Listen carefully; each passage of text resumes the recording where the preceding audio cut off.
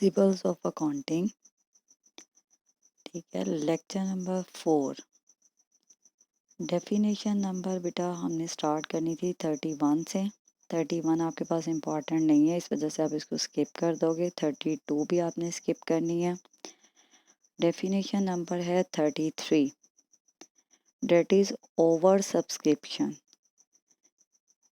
In over subscription a company may receive applications for a large number of shares then offered by it to the public।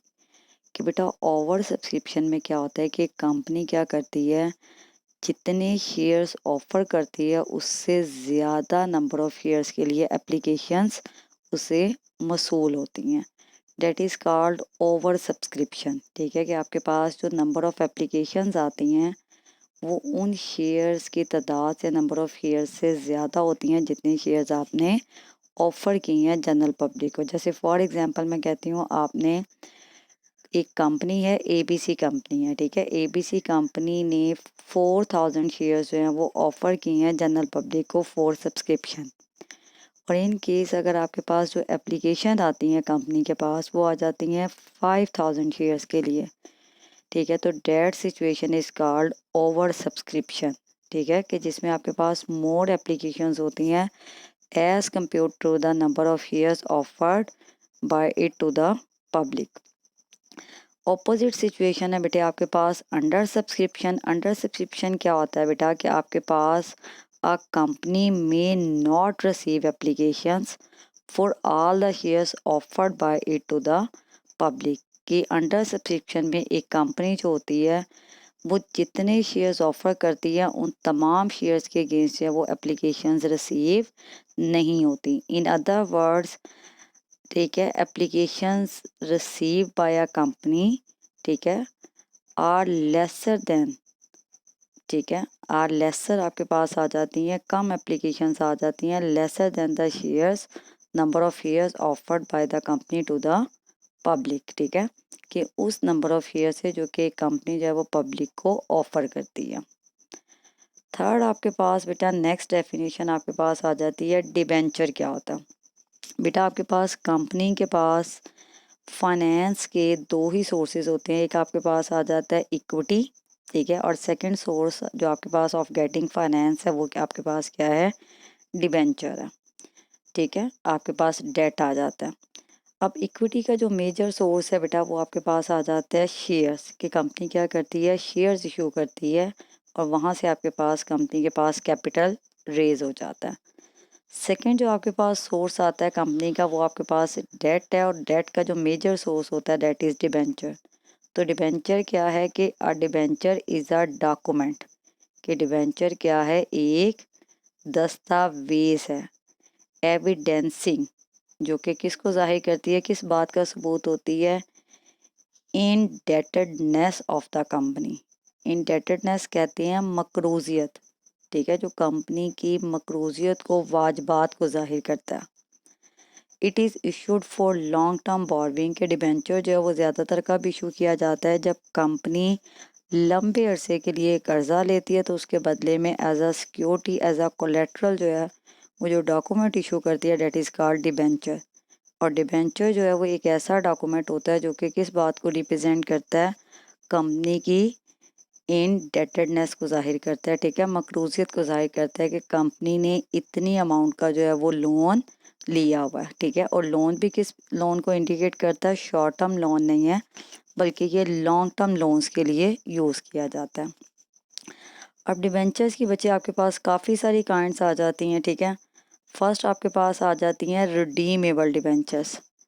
Redeemable debentures बच्चे name indicate करता है, ठीक है, कि redeemable के ऐसे debentures होते हैं जो company after a specific period of time के बाद उन्हें वापस परचेज कर लेती है।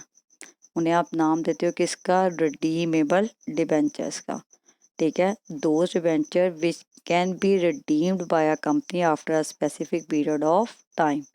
ठीक है, ये वो डिबेंचर्स होते हैं जो कंपनी क्या करती है, वापस रिडीम कर सकती है, वापस परचेज करती है। ठीक है, रीपेबल होते हैं at the end of a specific period. ठीक है, नेक्स्ट आ जाते हैं इररिडीमेबल डिबेंचर्स।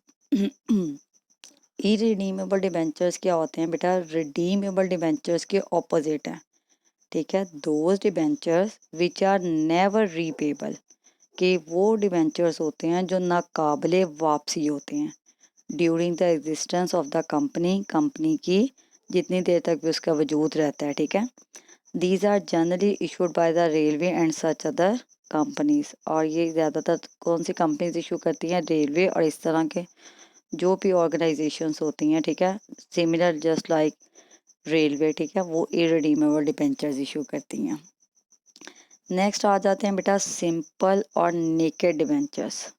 बेटा सिंपल डिबेंचर्स क्या होती हैं कि जिन ऐसे डिबेंचर्स होते हैं जिनके बैक एंड पे कोई सिक्योरिटी नहीं होती, ना तो आपको प्रिंसिपल जो अमाउंट आपने पे की होती है, ठीक है, उनकी रीपेमेंट की, और ना ही आपके पास पेमेंट ऑफ इंटरेस्ट की, कि अगर इन केस कंपनी जो है वो प्रिंसिपल अमाउंट या इंटरेस्ट जो है उनकी पेमेंट नहीं करती, या प्रिंसिपल अमाउंट जो है वो रीपे नहीं करती, तो आप कंपनी के एसेट्स के अगेंस्ट आपके पास कोई सिक्योरिटी नहीं होती, ठीक है।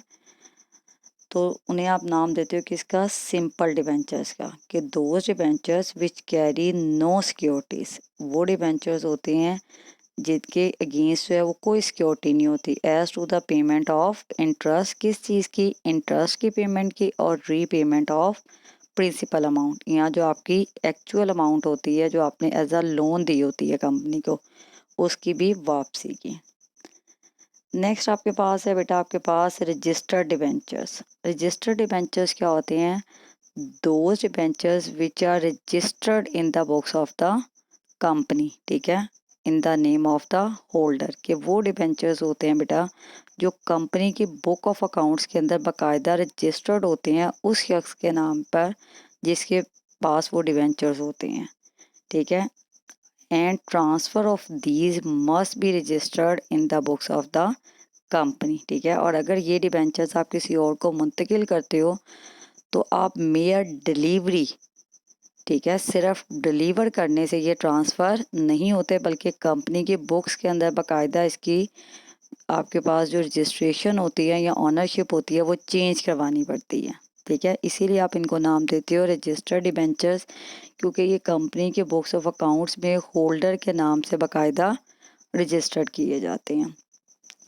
नेक्स्ट आपके पास आ जाता है बेटा बेरर डिबेंचर्स, ठीक है। बेरर बेटा कहते हैं आपके पास ऐसे डिबेंचर्स होते हैं जो कि जस्ट ट्रांसफरेबल होते हैं बाय मेयर डिलीवरी, ठीक है। अगर आप किसी और एक शख्स है उसके पास होल्डर है डिबेंचर का, वो अगर चाहे तो वो किसी और को अगर वो डिलीवर कर देता है तो समझे ओनरशिप भी ट्रांसफ़र हो गई है, आपको कंपनी की बुक्स वगैरह में उसे रजिस्टर्ड करवाने की ज़रूरत नहीं होती, और जो भी होल्डर होगा वो इजीली डिबेंचर की पेमेंट क्या कर सकता है? इंटरेस्ट की भी, और रीपेमेंट ऑफ प्रिंसिपल अमाउंट भी कंपनी से रिसीव कर सकता है, ठीक है। इन्हें आप नाम देते हो किसका? बेरर डिबेंचर्स का, कि these are payable to bearer, ठीक है, किसी को भी पेमेंट हो सकती है इसकी। दे आर निगोशिएबल इंस्ट्रूमेंट्स होते हैं, ठीक है, आसानी से मुंतकिल किए जा सकते हैं। And transferred by mayor delivery, और जस्ट आप डिलीवर करने से ही ट्रांसफ़र कर सकते हो इनको। नेक्स्ट बेटा सिंपल डिबेंचर के ऑपोजिट आ जाते हैं मॉर्गेज डिबेंचर्स, ठीक है। ये वो डिबेंचर्स होते हैं जिनकी आपके जो सिक्योर्ड होते हैं, ठीक है, कैसे सिक्योर्ड होते हैं? Against the assets of the company, के ये वो डिबेंचर्स होते हैं जिसके बैक एंड पे कंपनी के एसेट्स की गारंटी होती है, ठीक है। एसेट्स पे यहाँ तो आपका फिक्स चार्ज होता है, ठीक है, फिक्स अमाउंट होती है, और यहाँ फिर आपका फ्लोटिंग चार्ज होता है, ठीक है, कि आपका वो चेंज भी हो सकती है अमाउंट। नेक्स्ट आ जाते हैं कन्वर्टिबल डिबेंचर्स। कन्वर्टिबल डिबेंचर्स क्या होते हैं? ऐसे डिबेंचर्स होते हैं, ठीक है, विच can be converted into shares of the company, कि जिन्हें आप कंपनी के शेयर्स में तब्दील कर सकते हैं, कि अगर आप डिबेंचर होल्डर चाहे तो वो डिबेंचर्स देकर, ठीक है, कंपनी के शेयर्स परचेज कर सकता है। इन्हें आप नाम देते हो कन्वर्टिबल डिबेंचर्स का, कि डिबेंचर जो है वो कन्वर्ट हो सकते हैं into the shares of a company. Non convertible debentures, convertible debentures का ही ऑपोजिट आ जाते हैं, कि those debenture which can not be converted into shares of a company के, जिन्हें कंपनी के शेयर्स में चेंज नहीं किया जा सकता। And the last one definition है बेटा आपके पास डिबेंचर स्टॉक। ठीक है, डिबेंचर स्टॉक क्या होता है? बेसिकली सीरीज़ ऑफ डिबेंचर्स होते हैं। ठीक है, एक या एक से ज़्यादा सीरीज़ होती हैं लगातार डिबेंचर्स की, प्रॉपर आपके पास सीरीज़ बनी होती है एक दूसरे। कंसोलिडेटेड का मतलब बेटा वैसे तो इंग्लिश मीनिंग आ जाता है मजबूत, स्ट्रॉन्ग। ठीक है, तो यहाँ पे हम लोग अपने अकाउंट्स और फाइनेंस के अकॉर्डिंग बात करेंगे तो डिबेंचर स्टॉक क्या कहता है कि सीरीज़ ऑफ डिबेंचर्स होते हैं जो एक दूसरे के साथ लिंक्ड होते हैं। Each stock holder being entitle, कि हर जो स्टॉक होल्डर होता है, ठीक है, वो एंटाइटल होता है, हक रखता है to such proportion of the whole amount, कि पूरी रकम में से उसका तनासुब कितना होगा, that is represented by his stock certificate. जितने के पोर्शन जो है वो उसके स्टॉक सर्टिफिकेट रिप्रेजेंट करेगा उतना ही उसका क्या होगा, टोटल अमाउंट में से उसका शेयर होगा। क्योंकि बेटा ये आपके पास सीरीज़ ऑफ डिवेंचर्स होते हैं तो होल अमाउंट होती है, और हर जो स्टॉक होल्डर होता है उसका होल अमाउंट में से राइट कितना होता है, जितना आप उसका जो स्टॉक सर्टिफिकेट है वो रिप्रेजेंट कर रहा होता है। तो date is called debenture stock, जो कि आपके पास वन और मोर सीरीज़ होती है कंसोलिडेटेड डिबेंचर्स की। बेटा ये डेफिनेशंस आपने याद करनी है, ठीक है, और ये आपने लिखनी भी है। अल्लाह हाफ़िज़।